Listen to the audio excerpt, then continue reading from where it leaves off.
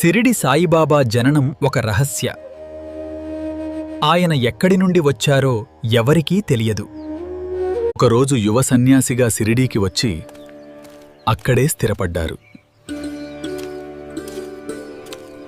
ద్వారకామాయలో నివసిస్తూ సాదాసీదా జీవితం గడిపారు.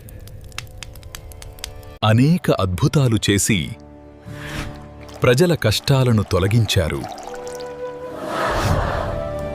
శ్రద్ధ మరియు సబూరి అందీనెవదిరి ఇవే ఆయన ప్రధాన ఉపదేశాలు. అవసరమైన వారికి ఆహారం అందించి అందరినీ సమానంగా చూశారు. సేవతో ప్రేమను పంచారు. భక్తులపై అపారమైన ప్రేమతో ఎప్పుడూ వారిని కాపాడారు. 1918లో మహాసమాధి పొందిన ఆయన శక్తి ఇంకా భక్తులలో జీవిస్తుంది. నమ్మకం మరియు సహనం ఉంటే సాయి ఎప్పుడూ మనతోనే ఉంటాడు మళ్ళా.